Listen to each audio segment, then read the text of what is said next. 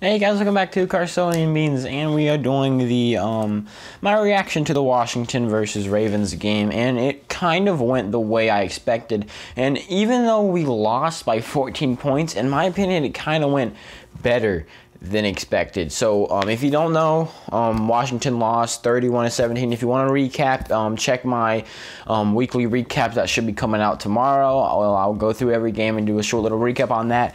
This is really going to be just kind of a really biased me ranting about it and how I think that basically my hopes for the rest of this season. If you want like a recap, like a completely unbiased, just me going through what happened, then you should check tomorrow's video where I'll go through every game that happened. And you know, the Monday night games, I will also go through those in a different video. All right, so we're going to go ahead and start off. Dwayne Haskins actually had 314 yards. He was 32 completions for 45 attempts, no touchdowns, no interceptions. I think that is a pretty good game for him. We saw him, he a lot of times he like Terry McCollum wide open, and he would, you know, like throw to someone else or something. He was throwing a lot of check downs. There was one time where we were going for it. It was like 4th and goal from our own 12, and he threw a check down at like the 8-yard line, which isn't really a check down, but when you have to go 13 yards, it pretty much is. So yeah, he made bad decision making, but it wasn't anything as near as bad as against Cleveland. And the Ravens defense, in my opinion, is 10 times better than anything the Browns hit through. So a lot of improvement from Dwayne Haskins. This is really what we want to see on every single week. This is basically the bare minimum. So we're not like saying like, oh, he's going to be the starter, but we're saying this is definitely a step in the right direction. We want to start seeing this almost every week.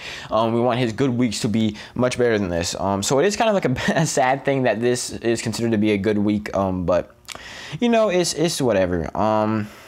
Antonio Gibson, he had a lot of good plays, especially he had one where he had like a 40-yard reception that he caught the ball behind the line of scrimmage and then took off.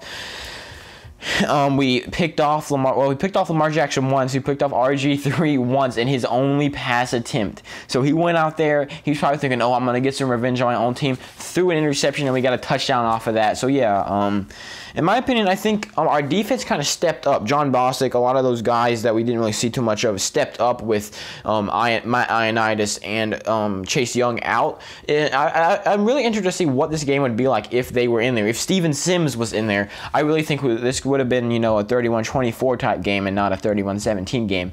So, but we can't. I mean, we have to see it as it is.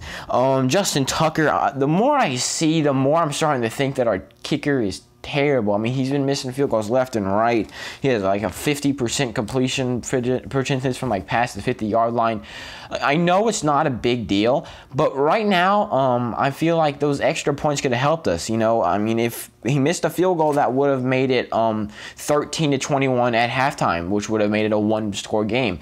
And really, I mean, it should have been a 31-23 game because like I was talking about that 4th and goal from the 12-yard line. We should have just kicked the field goal at that point.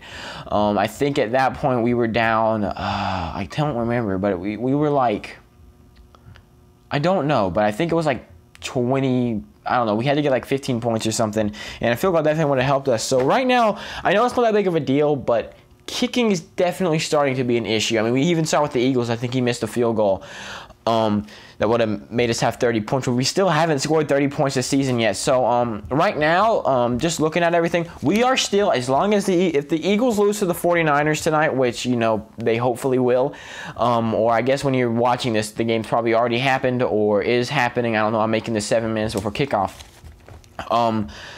You know, if the Eagles lose or tie, then we will still be the #1 team in the NFC East. That's kind of weird to say. We would be 1-3 and be the #1 team, and that's only because we have Dallas beat who'd they beat? I don't know. We beat the Eagles, so we have a division win, and the Cowboys, they didn't beat a divisional opponent. So right now, we have that little tiebreaker above the Cowboys. So as long as we are on the same record as the Cowboys if they beat a divisional player, we will be the #1 team in the NFC. So as of right now, if the season ended right now, at this very second, as I'm recording this video, we'd be in the playoffs. and we'd be the 4th seed. We'd have a home field advantage too. So I just found that so funny that our division is so bad. And looking at next week, the Rams, we saw them last year. I'm not going to say it's going to happen this way, but last year they were 3-0 and they kind of dipped off. They went 6-7 the rest of their season. The Rams this year, they went 2-1, looking really well, and then they just barely, 17-9, I think, beat the Giants. So next week against the Rams I'm kind of starting to feel like, maybe we have a chance there. And I don't know who the Cowboys play, but looking at how horrendously they have been playing, or not how horrendously, but pretty bad they have been playing, I'm having some good feelings about the rest of the season, which I will say after every game. We could be 1-14, and I'd be like, we still have a chance. So yeah, that's really all I have to say. It's just me talking about the game really quick. Tomorrow will be my recap. This game will come up, and I'll probably say something about, how bad our running game was. I don't know. I don't know. I'll try to be as unbiased as possible about all games. And then I'm also going to start on Wednesdays now putting my power rankings. I used to post them on Saturdays, but that was after the Thursday night game, and that just got really confusing because I'd always make them like Thursday morning, and then I'd post them Sunday night. And it's not Sunday night, Saturday night, and that really just got to be a problem. So I'm just going to start posting them like midday Wednesday, then we're going to have predictions on Thursdays, and then we're going to have Thursday night recaps. We have all kinds of stuff coming at you every single day. So yeah, if you're a football fan or a Washington fan, you should probably go ahead and subscribe to this channel. Also, in my description, you'll find links to my Twitter and Instagram. All right, bye.